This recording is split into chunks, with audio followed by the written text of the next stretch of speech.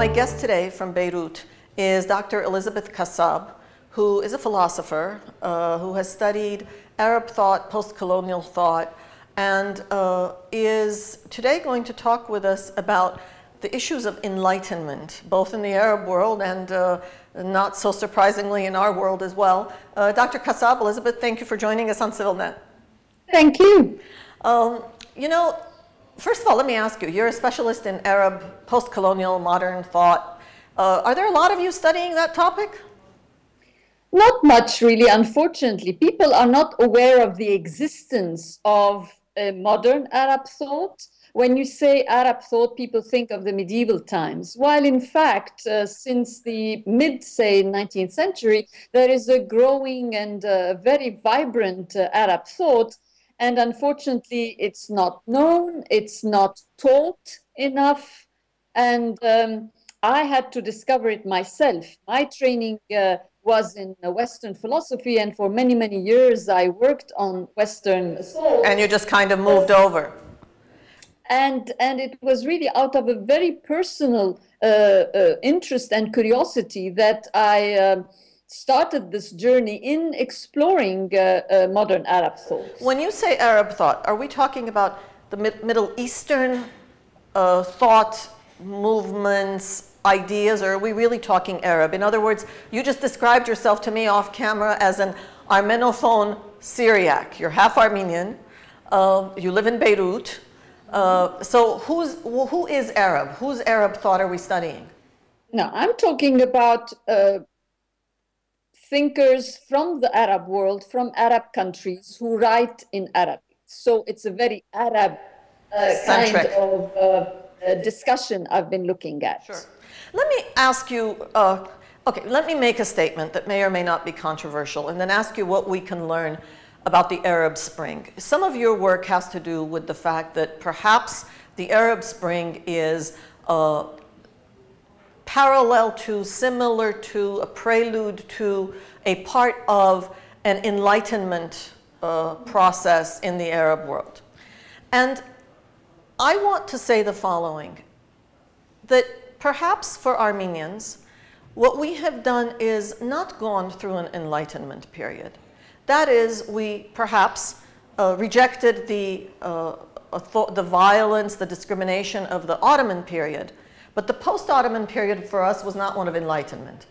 In the Soviet case, we rejected the authoritarianism, the lack of economic opportunity, but I'm not sure we rejected the values and everything else. So I'm not sure we've gone through this enlightenment period, which for me explains why the democratization process is being so very difficult.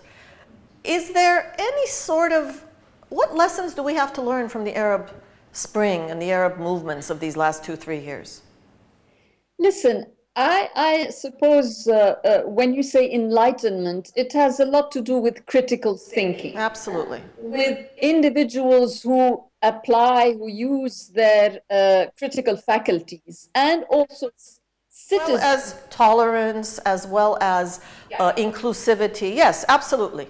Yeah. Well, let me start with Arab thought, the one that I know a bit better than other kinds of thoughts.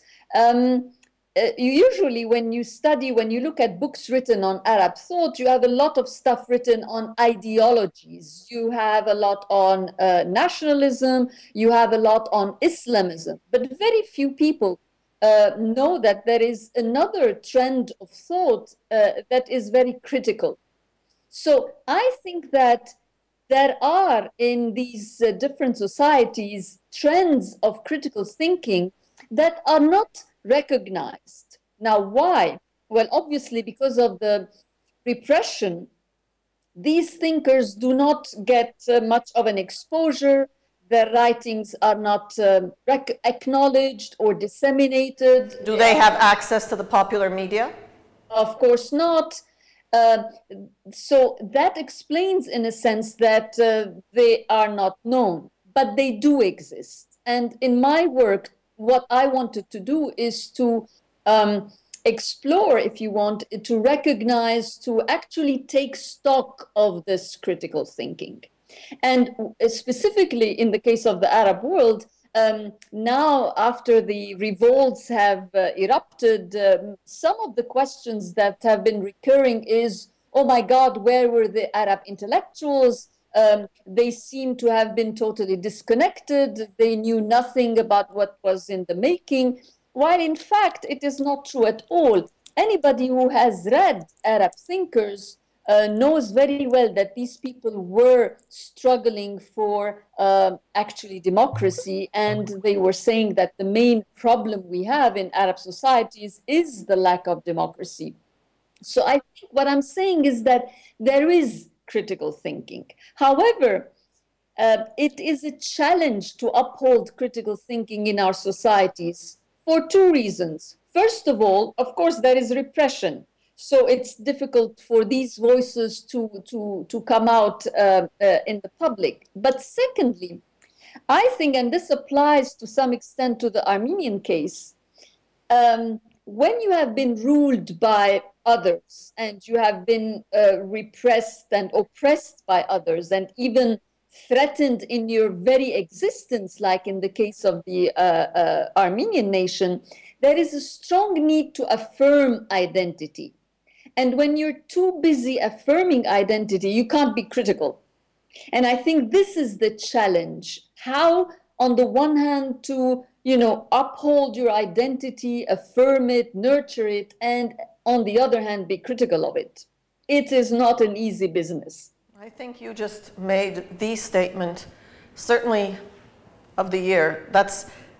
You put it all in one sentence, that ostensibly, we are trying to do two things at once. Ostensibly, we're both trying to affirm identity and to move on. And let me add something here, because we all, especially in post-colonial societies, we all suffer from self-hatred. No? We say that, my God, our societies are so backward, our thinkers do not think properly, we have all twisted minds. Well, let's have a bit mercy with ourselves. I think, first of all, let us recognize the challenge. And secondly, let us also be aware that there is a learning process that has actually taken place. If I look at the Arab, there is something called post-national thought, no? In the sense that societies have learned, we have learned that some ways of affirming identity can be very destructive. This is the whole thing about essentialism. Essentialism, when you believe that your identity has an essence, that nothing can shake it, etc. Well, that's very nice because it gives a solid sense of self. But I think in our societies, in our very nationalist societies, be it the Arab or the Armenian, we have learned that affirming too much essentialism is also depriving ourselves of agency, of responsibility, and of freedom, which makes us into human beings and nations.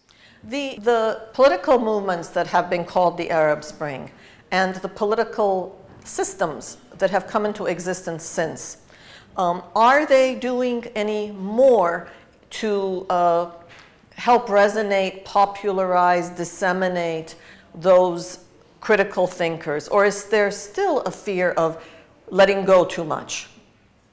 Well, listen, you can imagine that the difficulties are immense and that people are facing so much devastation on so many levels. The damage done by these dictatorial regimes are so wide-reaching that people are facing really huge difficulties, and it will take years and generations to construct something different and something better.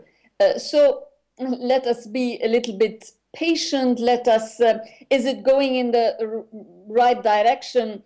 I don't know. I think there is a lot of struggle going on. And what we observe is that there are wide sectors of society that seem to be aware of the need of tolerance, of the need of the respect of individual rights. And this is what encourages us. And I think intellectuals are part of this population. So I don't agree with people who put intellectuals on a different level or in a different sector. I think intellectuals and people in general are struggling, and a very uphill struggle.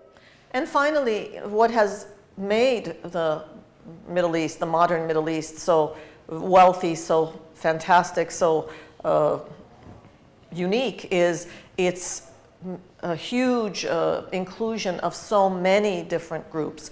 Is part of this tolerance and accepting and critical thinking that you're mentioning, is it consciously articulated to include these various identities, or are we not there yet? Yes, I think even before the revolts in the 90s, there were very interesting revisions, for instance, of fascistic conceptions of Arabhood and Arabism. And I think people are realizing that you can't homogenize and exclude people and then have vibrant societies. But the regimes we have had have also manipulated and really nurtured in a very vicious way these differences. So to heal that is going to be a very long-term project.